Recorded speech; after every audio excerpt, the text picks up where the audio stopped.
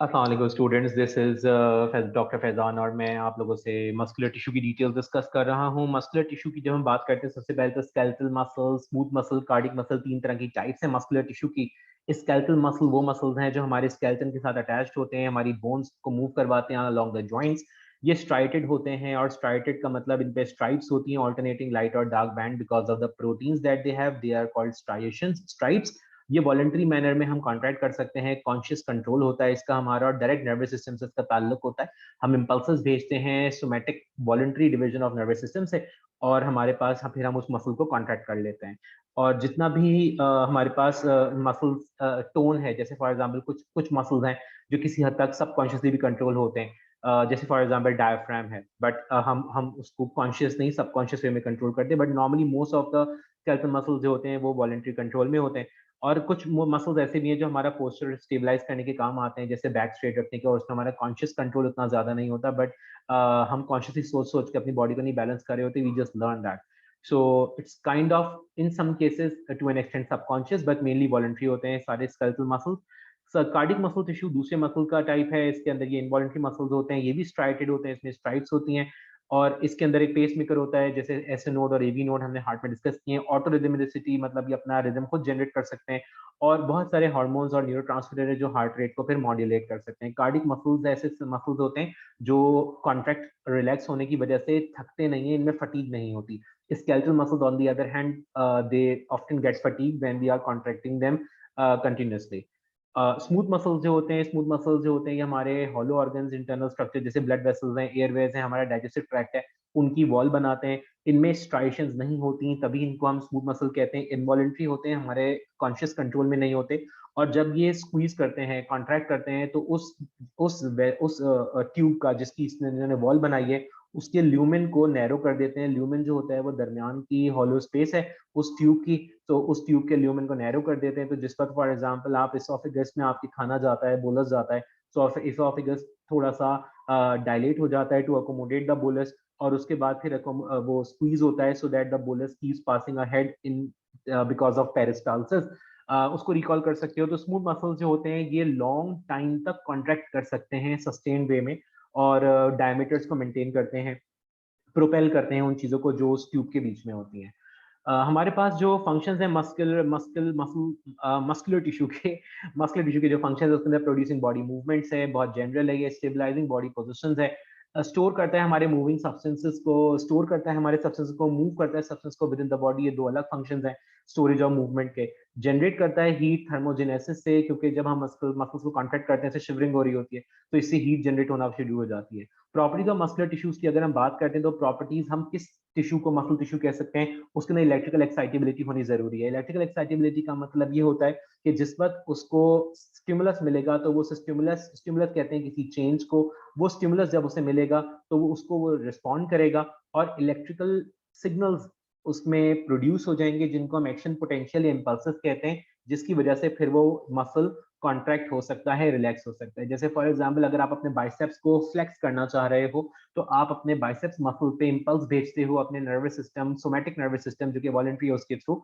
और अपने bicep muscle को कॉन्ट्रैक्ट कर लेते हो, फ्लेक्जन हो जाता है। और जिस वक्त आप अपने हाथ पे एल्बो के जॉइंट के एंगल को बढ़ा के एक्सटेंशन करना चाहते हो, तो फिर आप उसी वॉलंटरी पार्ट ऑफ ब्रेन मतलब द सोमैटिक नर्वस सिस्टम से इम्पल्सेस भेजते हो, but now you send the impulses on the tricep muscle. और जब ये ट्राइसेप मसल कॉन्ट्रैक्ट होते हैं, तो आपका जो हाथ है, आर्म है आपका, इसकी एल्बो जॉइंट पे एक्सटेंशन हो जाती है, और आप अपना हाथ सीधा करने में कामयाब हो जाते हैं।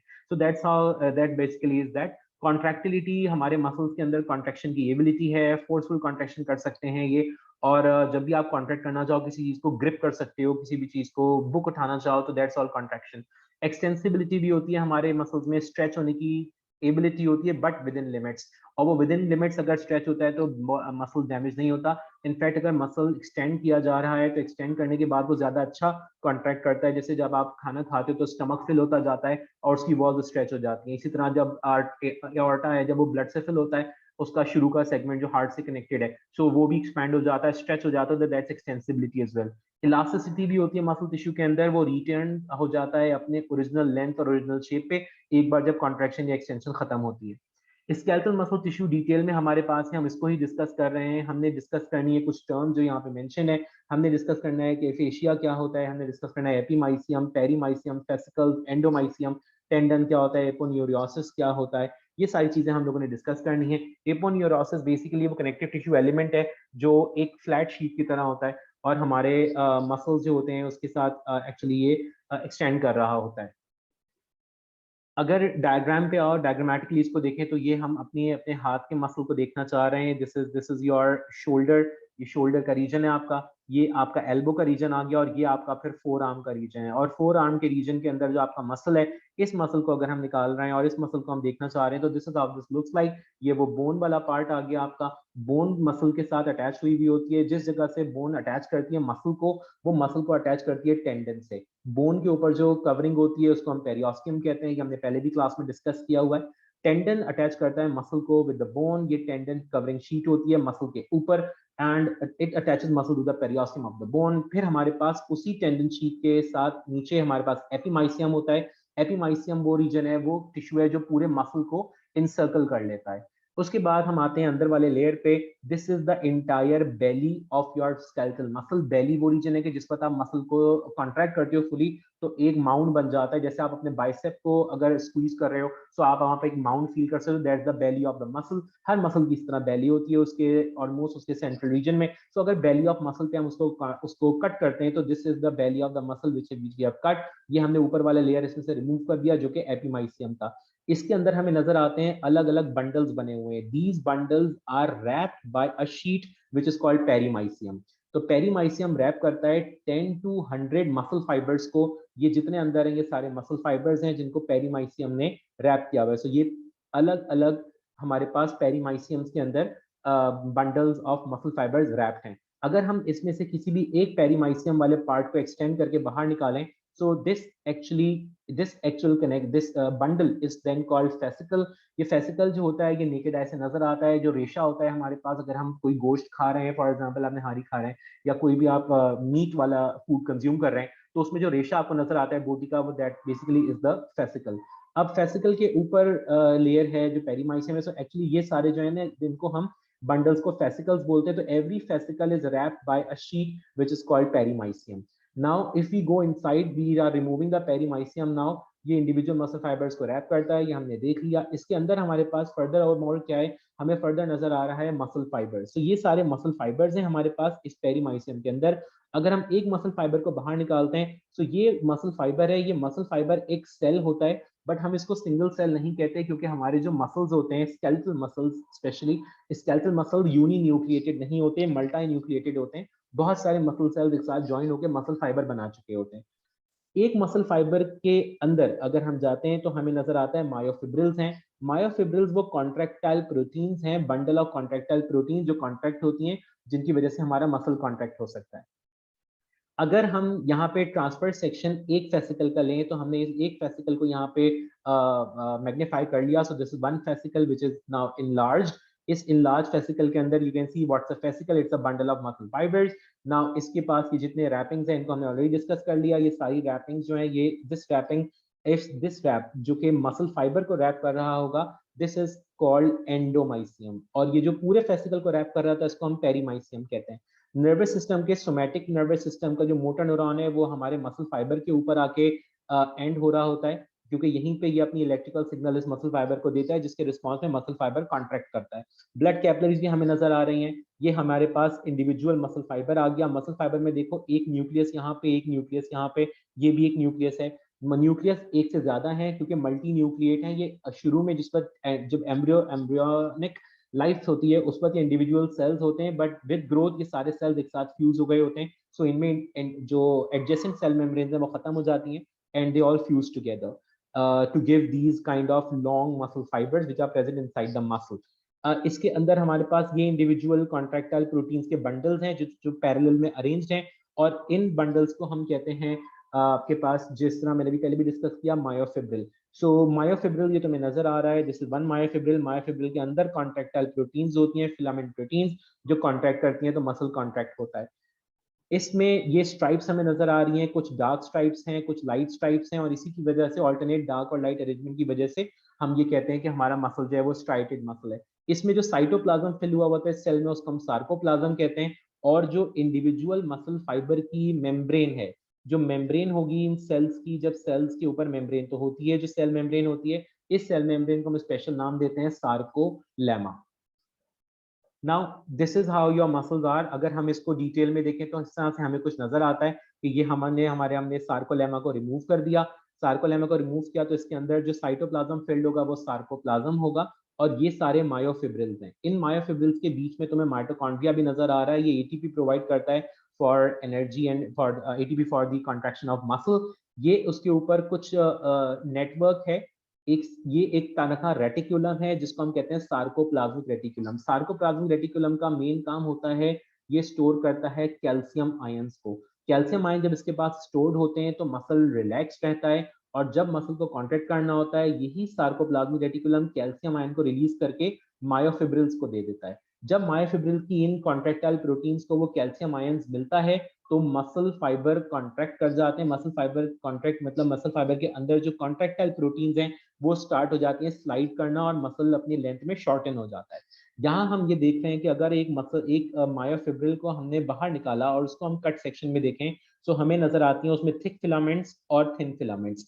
थिक फिलामेंट जो होती हैं वो मेनली मायोसिन प्रोटीन की बनी हुई होती हैं, और थिन फिलामेंट जो होती हैं वो मेनली एक्टिन प्रोटीन्स की बनी होती हैं। इसके साथ साथ उनमें ट्रोपोनिन प्रोटीन भी प्रेजेंट होता है और ट्रोपोमायोसिन प्रोटीन भी प्रेजेंट होता है। ये आपके पास कॉम्पोजिशन है थिन फिलामेंट्स की। अगर अरेंजमेंट देखो तो ऑल्टरनेट अरेंजमेंट है थिक फिलामेंट और थिन फिलामेंट्स की। और अगर हम इनकी अरेंजमेंट देखें तो एक पूरे थिक फिलामेंट की विड्थ और थिन फिलामेंट्स की half weight on both ends, this is one sarcomere. Sarcomere की डिटेल आगे भी आएगी। जिस जगह एक सार्कोमेयर एंड हो रहा होता है that is called a G disc. तो यहाँ पे भी जी डिस्क है, ये भी जी डिस्क है। दो कंसेक्यूटिव जी डिस्क के बीच के रीजन को हम सार्कोमेयर कहते हैं। तो जिस वक्त कैल्शियम आयंस रिलीज होके इन इन कॉन्ट्रैक्टाइल प्रोटीन्स पर आते हैं तो ये सार्कोमेयर लेंथ में शॉर्टन हो जाता है, जिसकी वजह से जब ये सारे सार्कोमेयर्स हमारे पास शॉर्टन होना शुरू हो जाएंगे अपनी लेंथ में, तो हमारे पास जो मसल होगा वो कॉन्ट्रैक्ट हो जाएगा और हमारे पास मूवमेंट प्रोड्यूस हो जाएगी। ये हमारे पास एक इंडिविजुअल मसल सेल की मेम्ब्रेन के साथ इस बात को शो किया। ये सार्कोलेमा है। सार्कोलेमा जो होता है इसके अंदर हमारे पास साइटोप्लाज्म पूरा फिल्ड है जिसको हम सार्कोप्लाज्म कह रहे हैं। ये वो रेटिकुलम है जिसका नाम सार्कोप्लाज्म रेटिकुलम होता है। ये कैल्शियम आयंस को स्टोर करके रखता है। इसकी मेम्ब्रेन के ऊपर एक पंप होता है जो कैल्शियम आयंस को एक्टिव ट्रांसपोर्ट से वापस स्टोर कर लेता है अपने पास उस वक्त तक के लिए जब तक दोबारा मसल कॉन्ट्रैक्ट करने की जरूरत ना पड़े। ये सारी वो मसल प्रोटीन्स हैं कॉन्ट्रैक्टाइल प्रोटीन्स जिनको हम कॉन्ट्रैक्टाइल प्रोटीन्स कहते हैं। और इन कॉन्ट्रैक्टाइल प्रोटीन में जैसे मैंने डिस्कस किया ये जी डिस्क है, ये एक जी डिस्क है। इनके बीच के डिस्टेंस को हम सार्कोमेयर कहते हैं जिसमें थिक फिलामेंट भी और थिन फिलामेंट भी है। ये जो बीच में लाइन नजर आ रही है इसको हम एम लाइन कहते हैं। So these are the labels of this. हमारे पास डिस्ट्रोफिन प्रोटीन होती है जो मसल मेम्ब्रेन के साथ हमारे मायोफिब्रिल को अटैच कर रही होती है। मायोग्लोबिन एक प्रोटीन है जो हमारे पास ऑक्सीजन को कैरी करती है in the muscle. Glycogen granules हैं जो ब्रेक होकर ग्लूकोज बना लेते हैं। इन सब की वजह से एटीपी बनता रहता है और माइटोकॉन्ड्रिया भी एटीपी प्रोड्यूस करता रहता है जिससे हमारा मसल कॉन्ट्रैक्ट करने में हमें हेल्प मिलती है। असिस्टेंस किस तरह मिलती है थोड़ी देर में डिस्कस करते हैं। हमारी सार्कोलेमा जो होती है मसल मेम्ब्रेन पे वो स्ट्रेट होने के बाद इनवेजाइनेट करके इस तरह से लूप बना रही होती है, and these are called transverse tubules. Transfer tubules का यही काम होता है कि ये इनमें चैनल्स होते हैं ऐसे जो कि इम्पल्स आने के बाद खुल जाते हैं, और इनके खुलने के रिस्पॉन्स में जो सार्कोप्लाज्मिक रेटिकुलम है वो कैल्शियम आयंस को रिलीज कर देता है, और कैल्शियम आयन रिलीज होकर फिर मसल प्रोटीन्स पे जाता है, और जो ये हमारी कॉन्ट्रैक्टाइल प्रोटीन है इनका सार्कोमियर फिर शॉर्टन हो जाता है लेंथ में, and overall the muscle contracts. ये डायग्राम तुम्हें एक सिंगल मायोफिब्रिल का दिखाया हुआ है। You can see these are the thick filaments. Thick filament, as I told you, is made up of a protein called myosin, and thin filaments are made up of protein called actin. This is a Z disc, and this is a Z disc as well. इनके बीच में ये M line होती है। M line जो होती है वो सारे myosins को hold करती है, और Z disc जो होती है वो actins को hold कर रही है।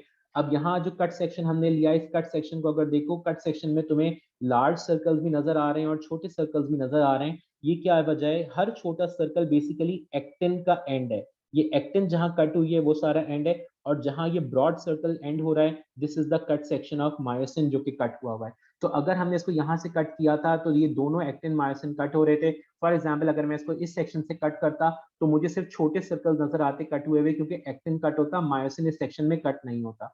और फॉर एग्जाम्पल अगर मैं इसको यहाँ से कट करता इस जगह को, सो यहाँ पे ये मायोसिन कट होते तो हम मुझे बड़े सर्कल्स यहाँ पे नजर आते, छोटे वाले नजर नहीं आते। सो मायोफिब्रिल की अगर हम बात करते हैं थिक फिलामेंट थिन फिलामेंट में, जो एम लाइन है ये मायोसिन को होल्ड करती है। ये मायोसिन प्रोटीन्स हैं। मायोसिन प्रोटीन्स जो होती हैं उसके ऊपर जिस तरह से गॉफ स्टिक होती है उस तरह से इस पर बॉब लगा हुआ होता है, और ये बॉब जो होता है ये लाई कर रहा होता है in in in a parallel direction. Actin proteins है हमारे पास, और ट्रोपोनिन ट्रोपोमायोसिन है, ये यहाँ पर प्रेजेंट है हमारे pass on the thin filament. जिस वक्त कैल्शियम आयन मौजूद होता है, कैल्शियम आयन की मौजूदगी में ट्रोपोनिन अपना शेप चेंज कर लेता है, और ट्रोपोनिन का जब शेप ऑल्टर हो जाएगा तो ट्रोपोनिन के शेप ऑल्टर होने की वजह से ट्रोपोमायोसिन अपनी जगह से हट जाएगा। जब ट्रोपोमायोसिन अपनी जगह से हट जाएगा, एक्टिन फिलामेंट एक्सपोज हो जाती है। जब एक्टिन फिलामेंट एक्सपोज हो जाएगी, उसके एक्सपोज होने से मायोसिन हेड उस एक्टिन को होल्ड कर लेगा, पकड़ लेगा। जो मायोसिन का हेड है वो एक्टिन प्रोटीन को पकड़ लेगा। So it holds the protein. जैसे फॉर एग्जांपल यहाँ पे ये हेड हमें नजर आ रहा है, इसने एक्टिन को पकड़ा हुआ है। क्यों पकड़ा हुआ है? क्योंकि इस जगह actin is not covered by troponin tropomyosin anymore. यहाँ वाला जो ट्रोपोनिन ट्रोपोमायोसिन है अभी भी रैप करा हुआ है एक्टिन को, इसलिए जो हेड्स हैं उन्होंने अपने एक्टिन को अभी तक नहीं पकड़ा है। बट यहाँ देखो, यहाँ भी इसने इसको होल्ड कर लिया है, because the myosin head is having a site that can attach to actin filament, but that actin part is covered by troponin tropomyosin. In the presence of calcium ion वो expose हो जाती है और हमारा muscle फिर contract हो जाता है। इस मायोसिन हेड को डिटैच करने के लिए हमें एटीपी चाहिए होता है, क्योंकि ये जो मायोसिन हेड है, इस हेड के पास एक एंजाइम होता है जिसे हम कहते हैं एटीपीएज एंजाइम। ये जो एटीपीएज एंजाइम है ये एटीपी को ब्रेक डाउन करता है, एटीपी ब्रेक डाउन हो जाता है और उसकी एनर्जी जब रिलीज होती है तो ये क्रॉस ब्रिज जो मायोसिन और एक्टिन के बीच में क्रॉस ब्रिज बना था, ये क्रॉस ब्रिज ब्रेक हो जाता है। क्रॉस ब्रिज ब्रेक हो जाएगा, मायोसिन हेड वापस अपनी ओरिजिनल पोजीशन पे आ जाएगा और फिर दोबारा जाके अटैच कर लेगा, क्योंकि कैल्शियम प्रेजेंट होगा। सो जिस वक्त मायोसिन हेड जाके एक्टिन को होल्ड करते हैं, वो एक्टिन फिलामेंट को इनवर्ड्स पुल करते हैं टूवर्ड्स द एम लाइन। सो जिस वक्त हमारे पास मसल कॉन्ट्रेक्शन होती है, दोनों साइड से actin filaments start to slide inwards towards the M line, because the myosins are making cross bridges with the actin and they are pulling the actin inwards towards the M line. मगर ये maximum contraction यहाँ तक हो सकती है जहां तक myosin के हेड्स प्रेजेंट है। इस जगह कॉन्ट्रेक्शन नहीं होती। ऐसा नहीं होता कि एक्टिन जाके एम लाइन से टकरा जाए, बिकॉज यहाँ हेड्स नहीं होते जो मायोसिन के जो एक्टिन को खींच के एम लाइन तक ला सके। जो हमारे पास कुछ जोन्स हैं, उन जोन्स को भी हमने देखना है। आई बैंड क्या होता है? आई बैंड हमारे पास वो रीजन है जो हमारे पास एक्टिन्स का होता है, और ए बैंड जो होता है वो पूरी लेंथ होती है हमारे पास इन द मायोसिन, और आई बैंड दोबारा फुल लेंथ होती है आपके पास एक्टिन्स की। और जो एच जोन है, एच जोन वो रीजन है जहाँ पे मायोसिन और एक्टिन का कोई ओवरलैप नहीं है, इसको हम एच जोन कहते हैं। और ये वो जोन ऑफ ओवरलैप है। जोन ऑफ ओवरलैप मींस कि जिस वक्त मायोसिन और एक्टिन ओवरलैप कर रहे हैं। तो जब भी हम अपने पास किसी भी सार्कोमेर को देखते हैं तो हमें जोन ऑफ ओवरलैप भी नजर आती है। जोन ऑफ ओवरलैप्स हैं दोनों तरफ जहां एक्टिन मायोसिन ओवरलैप कर रहे हैं, और ये जो दरमियान वाली है ये एच जोन है। एच जोन का मतलब ये है कि ये जोन जो है ये वहां से हमें ओवरलैप इसमें नहीं हुआ हुआ। I band is the distance between two consecutive myosin जिसमें सिर्फ एक्टिन आ रही है। और अगर हम बात करते हैं जी डिस्क की, तो जी डिस्क एक्टिन को होल्ड कर रही है हमारे पास। यहाँ से अगर हम लेते हैं the entire width of the myosin filament, this is called as the this is your A band. और हमारे पास जी डिस्क मैंने डिस्कस कर लिया, आई बैंड डिस्कस कर लिया, एच जोन डिस्कस कर लिया। टूवर्ड्स दी एंड हमारे पास ये इस तरह से इलेक्ट्रो माइक्रोग्राफ होते हैं। ये वही तुम्हें एच जोन नजर आ रहा है, I band, A band, I band नजर आ रहे हैं। दो कंसेक्यूटिव जी लाइंस के बीच के डिस्टेंस को हम जी सार्कोमेयर कहते हैं। कंपोनेंट्स तुम्हारे पास यहाँ पे सारे लिस्टेड हैं। This is the table, this table is good for revision purpose. हमारे पास मसल के कॉन्ट्रैक्शन से रिगार्डिंग यही सारी बातें। ये टाइप ऑफ प्रोटीन्स, किस प्रोटीन का क्या काम है, यहाँ पे प्रोटीन्स के एग्जांपल्स दिए हुए हैं, उनके नाम दिए हुए हैं। कि किस डिस्क्रिप्शन की प्रोटीन हमें क्या काम करती है और ये level of organisation with the skeletal muscle है, ये पूरा स्केलेटल मसल क्या है, फेसिकल किसको कहते हैं, मसल फाइबर क्या है, मायोफिब्रिल क्या है और इवेंचुअली मायोफिलामेंट्स क्या है. So this actually sums up our entire content regarding how the muscle contracts. And ये तो मैं यहाँ पे डायग्राम में क्रॉस ब्रिज फॉर्मेशन बताया हुआ है, किस तरह से मसल कॉन्ट्रैक्ट होता है. ये इन्होंने यहाँ पे 4 स्टेप्स के साथ बताया हुआ है. मायोसिन मायोसिन के जो हेड्स हैं दे लाई पैरेलल, और एक्टिन की जो साइड्स हैं वो कवर्ड हैं ट्रोपोन एंड ट्रोपोमायोसिन से. जिस वक्त एक आपके पास कैल्शियम आयन आता है, कैल्शियम आयन यहाँ से ट्रोपोन एंड ट्रोपोमायोसिन को हटा देगा, तो मायोसिन हेड जाके अटैच हो जाएंगे. They will fling inwards, they will pull the actin towards the M line. This is called a power stroke. इसको power stroke कहते हैं. और जब power stroke होगा तो उसके बाद ATP हाइड्रोलिसिस हो जाएगी हेड पे और मायोसिन हेड वापस अपनी ओरिजिनल पोजीशन पे आ जाएगा. अगर कैल्शियम आयन प्रेजेंट है तो दोबारा जाकर ये उसको होल्ड कर लेगा एक्टिन को और दोबारा इसे अंदर खींचेगा. एक पावर स्ट्रोक के अंदर 10 नैनोमीटर तक सार्कोमियर शॉर्टन हो जाता है. अगर हम बात करते हैं कि हमारे पास किस तरह से ये सारा काम मोटर न्यूरॉन कंट्रोल करता है, तो जिस वक्त हमारे पास मोटर न्यूरॉन, अभी थोड़ी देर पहले डिस्कस किया था कि मोटर न्यूरॉन की जो वॉलेंट्री हमारा नर्वस सिस्टम की एंड्स हैं वो हमारे सार्कोलेमा तक आए हुए होते हैं, और सार्कोलेमा के पास वो न्यूरोमस्कुलर जंक्शन या NMJ बनाते हैं. वो वहां पे जिस वक्त एसिटाइल कोलिन को रिलीज करते हैं, एसिटाइल कोलिन एक न्यूरोट्रांसमीटर है जो आके इस सार्कोलेमा पे बाइंड कर जाता है. द सार्कोलेमा बिकम्स एक्साइटेड, उसमें मसल का एक्शन पोटेंशियल जनरेट हो जाता है और ये जाता है टी ट्यूब्यूल के अंदर. जब टी ट्यूब्यूल डीपोलराइज होती है इसकी वजह से सार्कोप्लाज्म रेटिकुलम कैल्शियम आयंस को रिलीज कर देता है. वो कैल्शियम आयन जाके मायोफिब्रिल से इंटरेक्ट करते हैं, जैसे हमने पहले भी डिस्कस किया कि कैल्शियम की प्रेजेंस में myosin head will attach to actin and it will pull the actin towards the M line and the sarcomere will start to shorten. ये यहाँ तुम्हें नजर आ रहा है न्यूरोमस्कुलर जंक्शन. ये मोटर न्यूरॉन की एंड है. मोटर न्यूरॉन का जो एंड है उसके पास ये वेसिकल्स हैं जिसमें न्यूरोट्रांसमीटर एसिटाइल कोलिन स्टोर्ड होता है. These are synaptic vesicle. जब एक्सॉन टर्मिनल के अंदर इंपल्स आती है, ये न्यूरोट्रांसमीटर के वेसिकल्स एक्सोसाइटोसिस के थ्रू न्यूरोट्रांसमीटर को न्यूरोमस्कुलर जंक्शन मतलब साइनेप्टिक क्लेफ्ट, वो जो स्पेस है दो जगह के बीच में एक्सॉन के एंड और सार्कोलेमा के बीच में, वहां रिलीज कर देंगे. वो जाके सार्कोलेमा की मेम्ब्रेन पे जो एसिटाइल कोलिन रिसेप्टर का चैनल है उसके साथ अटैच हो जाते हैं, जिसकी वजह से आपका जो चैनल है सार्कोलेमा के ऊपर, this is the channel of acetyl choline. इसके अटैचमेंट से सोडियम आयन सार्कोप्लाज्म के अंदर जाना शुरू हो जाते हैं. जैसे ही सोडियम आयन सेल के अंदर जाएंगे, इसके रिस्पॉन्स में the sarcoplasmic reticulum will start to release calcium ion and it will cause the muscle to contract.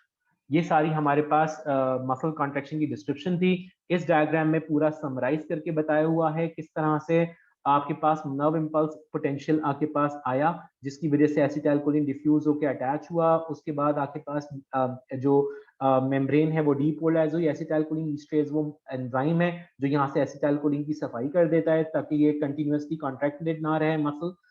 और इस तरह हमारे पास ये सार्कोप्लाज्मिक रेटिकुलम वही वाली जो मैंने अभी तफसील समझाई है उसी की यहाँ पे तुम्हें पॉइंट वाइज इसको समझाया हुआ है. So that pretty much covers up the entire detail of how the muscle contracts. And this was the description regarding skeletal muscle. I hope that was helpful for you. That's it from my side. Thank you so much.